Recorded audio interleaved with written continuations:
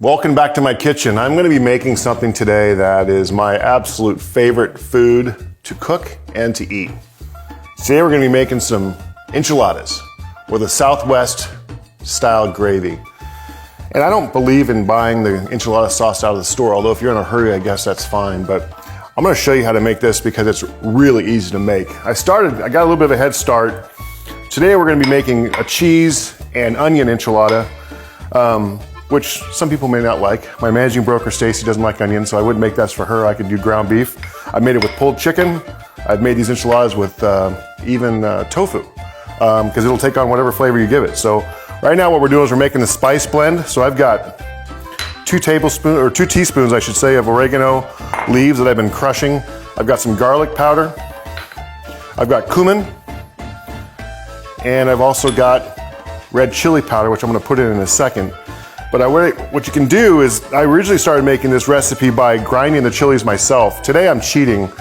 Aaron and I just got back from Santa Fe, New Mexico and brought home a bunch of chili powder. So instead of doing that and grinding that for 30 or 40 minutes, I thought I'm just gonna cheat a little bit. So what we're gonna do, it's kind of an interesting recipe because we're going to start off by making a roux.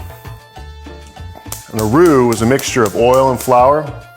And we're also gonna be mixing in our spice packet, our spices with it at the same time. So this is gonna be the base for the sauce. We're gonna add in some chicken broth and we're gonna be ready to rock and roll. That was approximately 3 tablespoons of oil. I don't measure too well.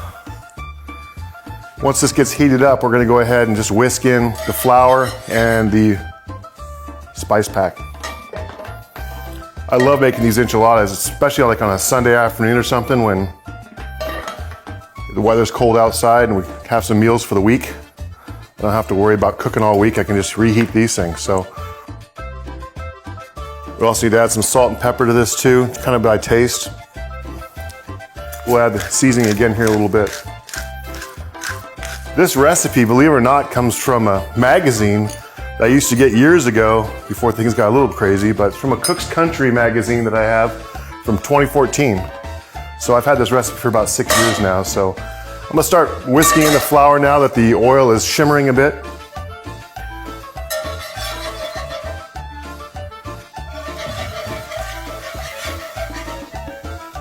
The key is not to get it too hot, as we don't want this to burn. So I've got about 3 tablespoons of flour, 3 tablespoons of oil. Actually, it's 4 of each, excuse me. I'm doubling the recipe that's in the book. But it's a great way to, you have to have equal parts and then get that roux going. So I'm gonna add a little bit more oil to this, as we don't want it to be too dry, because I've still got spice packet to mix in here too. That's about another 1.5 tablespoons, I guess. That's starting to look like a roux now. I'll start slowly adding in this spice packet that we made, the spice mix, and it's gonna start smelling really good in here. It's okay if it gets a little dry now. We're gonna wanna start adding in some of our broth so it doesn't get too lumpy. It's getting a little lumpy. We'll fix it. Oh, this is where, David, we need that smell vision on your camera. It's a feature we don't have yet. I'm sure Facebook will get to it someday. So I decided to use a mortar and pestle today to get the the oregano flowers, or leaves, excuse me, broken down a little bit more. I don't want any chunks in this sauce if I can avoid it. We want to make this nice and silky and smooth, so I believe the texture is also really important. Uh-oh. That's a mess. The recipe says to stir vigorously. I've accomplished that. Something some people don't know about me is as I cook, I clean. I don't think there's anything worse than at the end of making a beautiful meal that now you gotta spend an hour cleaning the kitchen. It just drives me nuts. So, kind of drives my wife nuts sometimes too, because if she's cooking, sometimes I'll be cleaning and I'm not realizing she's not done with the stuff she's cooking with yet, so that sometimes I have to go to the office and just hang out. This is looking really good. We were able to save that. It got a little hot, a little quick, so I was a little bit nervous there, especially since I have no backup whatsoever. Everything is on the table here. Continue to put some chicken broth in here. This is 4 cups.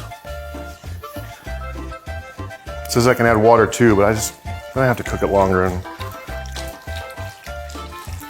I don't like that idea. So now we're gonna let it simmer down, thicken back up again, so we can retain all those flavors in there. And while that's happening, I'll be trying to clean a little bit.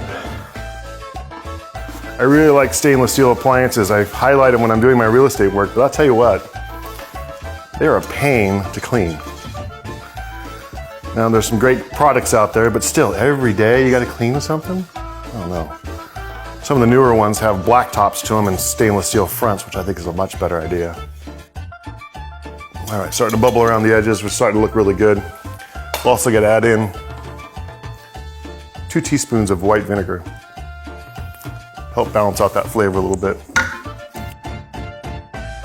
I like to double this recipe just because having a little extra sauce for later in the week would be really good. Today I'm gonna be making, before I serve this tonight for Aaron and I for dinner, I'm gonna be making some refried beans. Now, a lot of people don't like refried beans because they're full of lard, but tell you what, with the invention of the Instapot, some dry beans, and you just cook those things down for about an hour, maybe an hour and 20. They get real mushy and lots of flavor. Got some cumin in there, got some onions in there. And then you take the hand mixer and you blend it up. It's a wonderful, wonderful refried beans. Nothing bad in it. And we got some seasoning, we got some beans. It's really kind of nice. I think I don't know why they use refried, or they use lard in sometimes, but I've never had to. And we'll also make a cilantro Mexican rice tonight too, before I serve this. I think. We'll see how much time I have. Today's gonna be a busy day. Thanks for coming over early, David, to get this thing done. So we're looking for consistency now, and I'm gonna test this.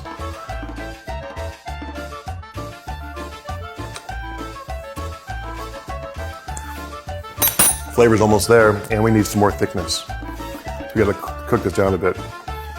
There's a couple pinches of salt, probably some more pepper, and we'll be in good shape. The chilies I used from New Mexico are not hot chilies at all. They're more flavorful, they're more smoky. That's one of the nice things about these enchiladas. It's a Southwest recipe, and it's really good. If you have an interest in getting a copy of it, just shoot me a message.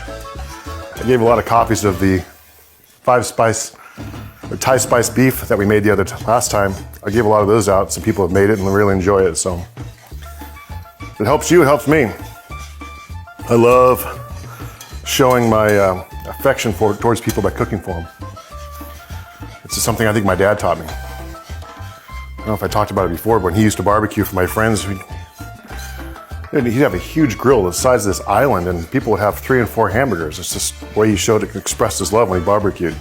This summer we're gonna barbecue a little bit too. I'm gonna teach you a couple tricks that I learned to grill steaks and burgers, and we'll smoke a little bit too.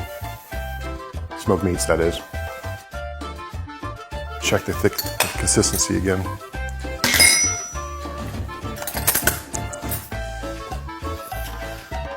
See how it's sticking to that spoon? Just about perfect now. I'm gonna let it go for a couple more minutes and then we'll be good to go.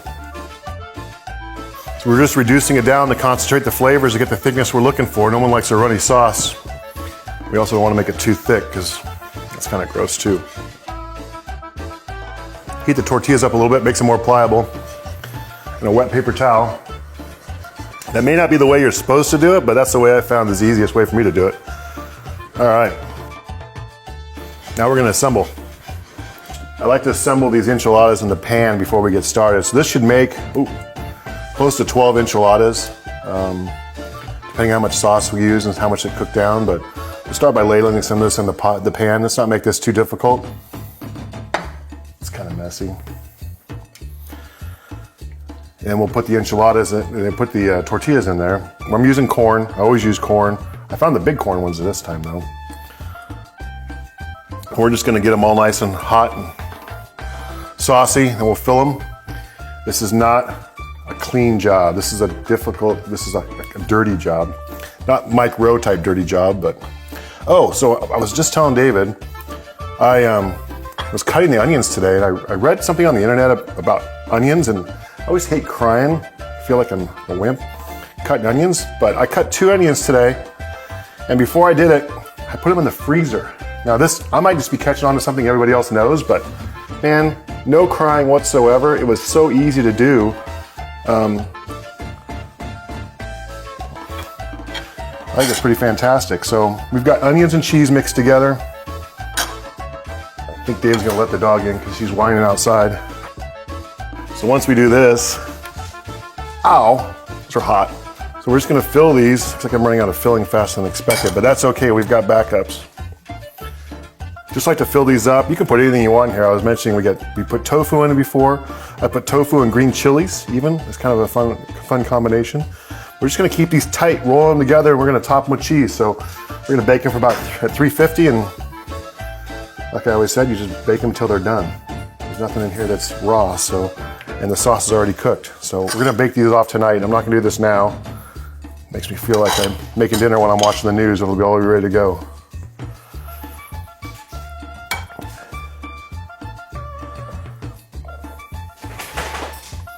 You can use more sauce, you can use less sauce, but I'm gonna top these all with sauce once I get to that point. So now we're gonna re-sauce these things, get sauce all over the top of this. These tortillas tend to suck up a lot of the sauce, so putting a little extra on there is okay. Just don't forget which way they're headed. So I do them this way this time, because now it's easy to figure out how many you got. So if my wife says I want 2 enchiladas, I don't give her enchiladas this way.